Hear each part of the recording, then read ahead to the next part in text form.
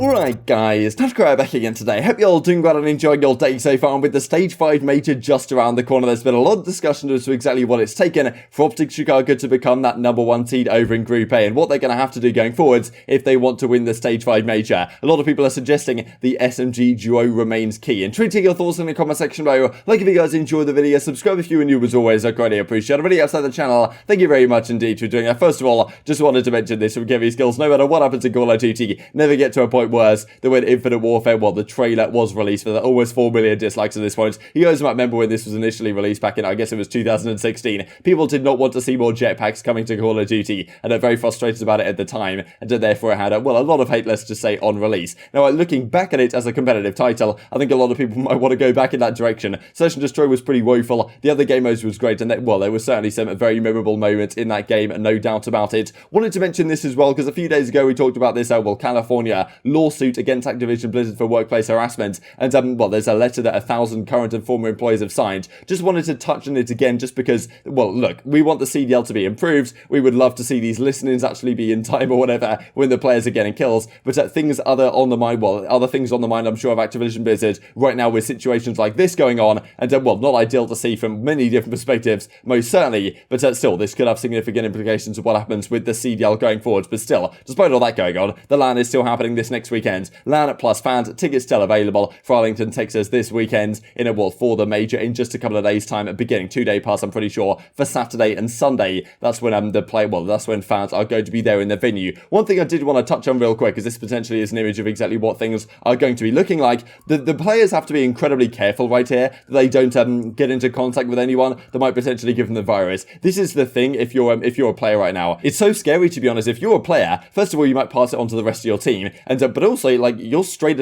out of the competition if you get it. That's the thing. I would not be surprised, to be honest, to see that if either at this Major or at the World Championship, some player gets tested and ends up having it, then all of a sudden they're out of competition, they can't play, and that could be a massive deal. You can imagine one of the big players gets it on one of the big teams, all of a sudden their chances, they have to bring their sub in, are potentially out the window. So many massive implications and potential storylines. I wouldn't be surprised if something like that happens, to be honest. But here we go. Still available for LAN in just a couple of days' time. And if you guys aren't familiar with what the bracket is going to be, it looks exactly like this. So as you can see, we've got Ultra versus Los Angeles Thieves in winners round 1. The winner of that is going to play OpTic's Chicago. And you got FaZe versus Rokkr. The winner of that plays the Dallas Empire. So OpTic did an incredibly good job, to be honest, of getting this #1 seed in this group. They've, I suppose, got a nice side of the bracket in the sense they don't have to play FaZe until at least the winners finals. If FaZe do romp through these series, as you may well expect them to, but still not going to be easy for OpTic by any means. But look, this fact of the matter is, this is OpTic's best chance, I think, going into this Major of winning a tournament this entire season. This whole season, they haven't made the grand finals. So if they can just win one series here in winners round 2, they at least make it to winners finals. They put themselves in a great chance of actually getting all the way. And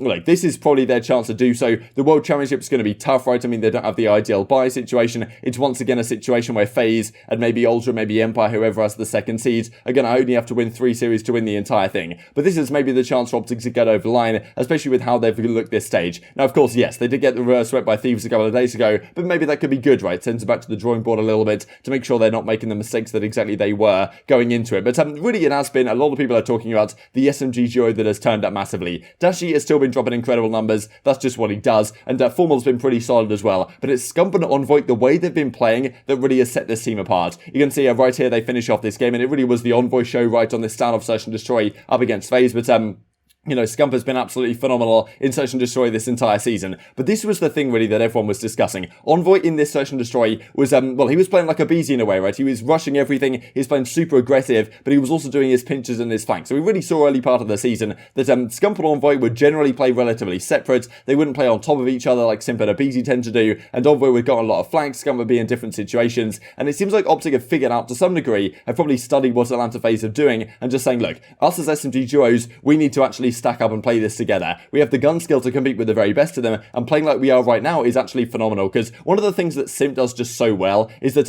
he knows when to play when to play aggressive, when to play passive, when to sit in a corner and play slow. That's something I've been very impressed with Envoy as of late, that he knows, especially in this game, when to be super fast and aggressive and hit through a route, and when to actually, go on a long wrap and go on a flank. And that's what's really taken this team to the next level, to be honest. The SMG duo to me is absolutely key, and that of course was Envoy's map, but this one was certainly Scump's map, just just the other day on, London Royal Ravens when he goes 13-7, I'm pretty sure, and they end up winning this game in pretty emphatic fashion, or at least, it was 5-1 and they throw away a few rounds, but win it in the end. And yeah, Scump and Envoy really have been the two players as of late that have really turned up massively. And we can have a look at the statistics here in just a couple of seconds. And of course, look, they do lose this series in the end when Los Angeles Thieves come back and, reverse sweep them. And, look, at the end of the day, if they didn't get reverse swept here, they'd have 3-0'd every single team that wasn't Atlanta FaZe in that group. And maybe that does mean that going into the major, they're a little bit more conservative and more careful with how they're playing these games so they don't throw away advantages like they did have. But they still finish off 4-1 in their group, winning the tiebreaker against FaZe. And I'll share what the guys on the flank had to say a few days ago about the SMG duo right now of OpTic being one of, if not the scariest in the entire game. Okay. This one's tricky. Right. The green ball is I think this is a match Envoy runs around freely, but I'm just gonna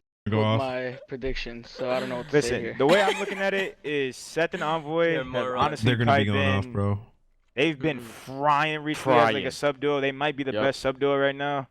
Whoa. They might be. Simp and aBeZy, okay, you gotta give it to them, but listen, they've been frying. Wait, they've been frying. Envoy's running up mid-map, like, they've been frying, bro. That's all I'm trying to say. They've been frying. But I think OpTic has just been looking good. I think I was talking to Seth a little bit. They've definitely been working really hard. I think even just looking at the process and looking at the video and just seeing their work ethic as a team, I think these guys are just on the right path of just being the best. And then on top of that, they have the momentum, the confidence. Like, they have everything going for them right now.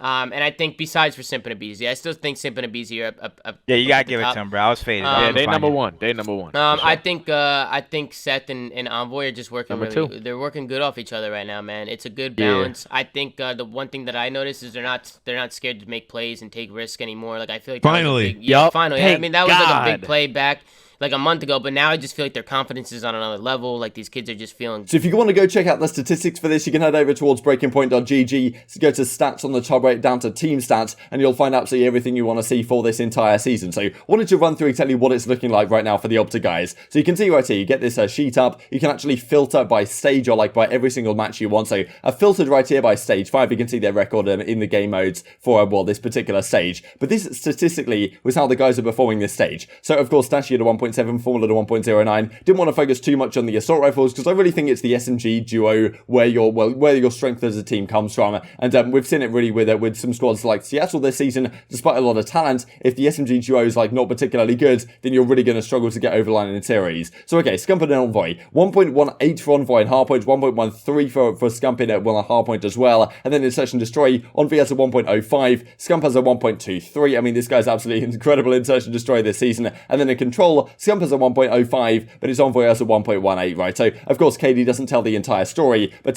this entire season, Envoy and Scump have pretty much hovered around a 1.0, and this stage, they really did step up quite significantly there. Of course, we can compare this to what the guys on Atlanta FaZe are doing, right? The Tiny Terrors, still as Tim does go on to say in that clip, like, yes, okay, they probably are still the scariest SMG duo in the game, there's probably no doubt about it, but still, if Envoy and Scump can get close, and I think some of their playstyle really has been somewhat similar to aBeZy and Simp as of late, sometimes when you watch aBeZy and Simp run around the map, they're right on top of each other, and with the gun skill they have, it's basically impossible to deal with. Envoy and Scump kind of do that at times, but they also know, also at times when to split up and when to play a little bit differently and have their own playstyle to some degree. So that's why I've been really impressed about OpTic as of late certainly this stage. But I mean, look, aBeZy and Simp are also no joke. Simp has a 1.27 in hardpoint this stage, aBeZy has a 1.12. Of course, if you look at, even look at kills per 10 minutes, Simp actually has more. So this guy was absolutely out of control. Search and Destroy, Simp has a 1.53. I mean, why not? aBeZy has a 1.14, and Simp has a 1.37 in Control, and aBeZy a 1.23. So statistically, at least by KD front, yeah, okay, Simp and aBeZy are still the scariest SMG duo in the game. I don't really think anyone's denying that. But look, still, Envoy and Scump have been right up there, probably the number 2 as of late. I mean, Shotzzy and Vivid certainly deserve a mention as well. But apart from that, there's not been too many SMG players that have the impact that Envoy and Scump have when they're playing at a top level. And I think most people would say that if they can continue that run here into the Stage 5 Major, that is what it's going to take down some of these top teams, because they may well play Toronto. Well, it depends what happens. We'll look at the bracket here again. They may well play Toronto. They could play Thieves as well. And of course, they lost to Thieves just the other day. But I mean, it was Drazah that went massive on those checkmates, right? Which it does does tend to be the key, right? To me, it's the SMG duos that really make so much of the difference on these games. And well, John and Drazah kind of played particularly well in the latter half of that series. Kenny and Slasher were also doing their thing as well. But I mean, look, if Scump Envoy can be better than, let's say, Bance and CleanX has been a little bit questionable as of late, I think. I mean, Bance has been phenomenal though, so it definitely does depend on exactly who they play. But I mean, I think a lot of the time it does come down to your SMG duo, and if they're competing like they did with Simp and aBeZy when they played them in that series, or even being better than, then that is really what might well get you over the line. Wanted to finish off the video with a couple of interesting things. This firstly from Crone: will the next Call of Duty World War II Vanguard, whatever it's going to be, no reveal, I'm pretty sure as of yet, coming I think maybe later this month, or well, it would be later this month because it's already the end of July. I guess next month sometime we're going to have some sort of reveal for it. But yeah, will the next COD have a good ranking system? No, says the Magic 8 Ball. That is unfortunate news for us Call of Duty fans, most certainly. And yeah, just to mention this as well, because well, these two gentlemen, you got Dosentiment on the left, you got Brian Apathy, I can't really pronounce his surname, on the right hand side. And yeah, these are like such a long time duo. They were teaming back together on FaZe Red, I'm pretty sure, in Advanced Warfare. I think like Doug said at some time that Apathy is like one of, if not his favourite teammate of all time. So yeah, two great looking gentlemen. And